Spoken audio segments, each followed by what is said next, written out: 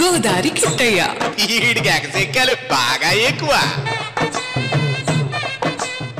చట్టానికి కళ్ళు లేవు తమ్ముడు, న్యాయానికి ఇల్లు లేదు ఎప్పుడు.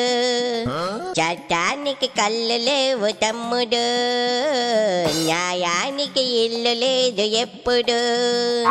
ఎక్కడున్నదొక్కటే కొట్టి బ్రతకడం, దొంగ దొరై తిరగడం. చట్టానికి కళ్ళు లేవు తమ్ముడు, న్యాయానికి ఇల్లు లేదు ఎప్పుడు. బాసు పాట సడన్ గా ఇప్పుడు పాడుతున్నావు ఎవరి కోసం? ఎవరికో ఎసరు పెట్టే ఉంటావు తింగర సన్నాసి. నువ్వు సామాన్యుడువా? మన రాష్ట్రాల్లో శివరాత్రికి చూడలేదమ్మయ్యా. జగన్ రెడ్డి పోలీసులకు వార్నింగ్ ఇస్తా ఉన్నాడు, నీతులు కూడా చెప్తా ఉన్నాడు. నిజమేరా బాబు, జగన్ రెడ్డి పోలీసులకు నీతులు చెప్తుంటే గుడ్డి గుర్రం పళ్ళు తోగినట్టు ఆయన మాటలు ఏంటుంటే నవ్వాగలేదు. కానీ కేటేమయ్యా, ఆంధ్ర పోలీసులు ఊరికనే రకం కాదు కదా. నోరు మంచిదైతే ఊరు మంచిదవుద్ది అన్నారు పెద్దోళ్ళు. నోరు చెడ్డదైతే గట్టిగా రివర్స్ అవ్వక తప్పదు కదా.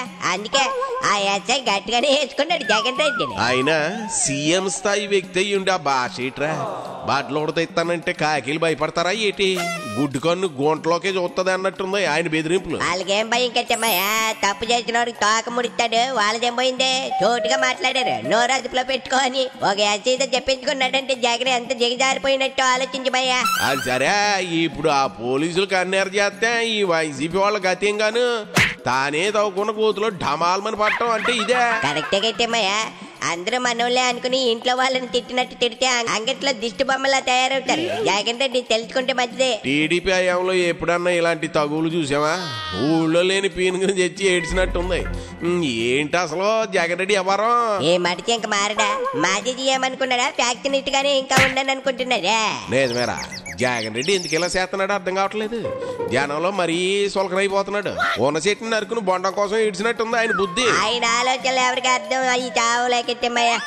గొడ్డి గుర్రం వెనక గొడ్డిగా పోతే గమ్యం ఏముంటుంది చెప్పు. అందుకే పార్టీ నుంచి ఒక్కొక్కరు చల్లగా జారుకుంటే ఉన్నారు. కాదురా ఒరే ఓబు, అసలే రెడ్ బుక్ దెబ్బకు వణుకుపోతున్నారు కదా వైసీపీ వాళ్ళు.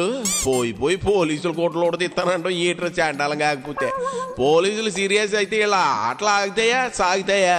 నిప్పుతో పెట్టుకుంటే కాలు కాలక మందు. ఇది చిన్న పిల్లగాడికైనా తెలుస్తుంది, జగన్ రెడ్డికి తెలియటం లేదటి. ఇంకంతే, రేపటి నుంచి చట్టం తన పని తాను చేసుకుంటా పోతుంది. ఎవరు ఏమీ చేయలేరు కట్టేమయ్యా. ధర్మం తప్పితే దేవుడు కూడా కాపాడలేడు. ఇదేంటి జగన్ రెడ్డి వేసిన ఎత్తిగాడు అనుకోవాలా లేకపోతే ఒట్టు మూర్ఖత్వం అనుకోవాలా? తాను చెప్పిందే ఏదో అనుకుంటే లోకం ఎర్రిదవుద్దా? ఏం పిచ్చి కామెంట్స్ ఏటో ఆయనకే తెలియాలి కట్టేమయ్యా. కానీ అహంకారంతో కొట్టుకుంటే అందరూ దూరం అవుతారు. ఇది మాత్రం 100% నిజం. జగన్ పోలీసుల మీద చేసిన కామెంట్స్ తో కేడర్ అంతా తల పట్టుకుంటున్నారు కదరా. అవును కట్టేమయ్యా, పడవ చిల్లు పడితే అందరూ గట్టుకు జారలేరు. ఈ జ్ఞానం లేకపోతే ఏట నాయకుడు మునిగితే నావ మునిగినట్టే కదా, అంతా మునిగిపోతారు. మాజీ సీఎం అయ్యిండు కూడా మాత్రం తెలియకపోతే ఎలా రోబు?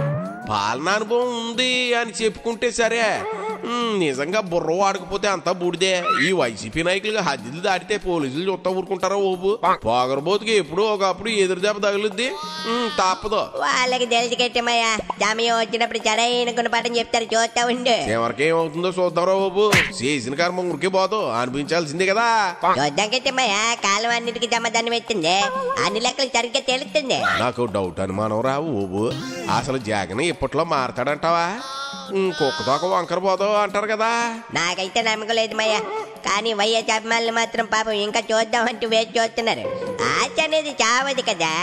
మొత్తానికి ఏపీ రాజకీయాలు మాత్రం రసవత్తరంగా ఉన్నాయిరా. నవ్వు వచ్చినా ఏడుపు వచ్చినా చూడాల్సిందే. కరెక్ట్ కట్టేమయ్యా, సినిమా చూసేదాకా క్లైమాక్స్ తెలియదుగా, ఏం జరుగుతుందో చూద్దాం. ఏడు చూసేది నా పంచి మీద అంచు. ఇలాగే నోరు పారేసుకుంటూ వైసీపీ జెండా పీకేసి ఆ గోడతో కడ్డాయిలు కుట్టించుకోవాల్సి వస్తుంది కార్యకర్తలు.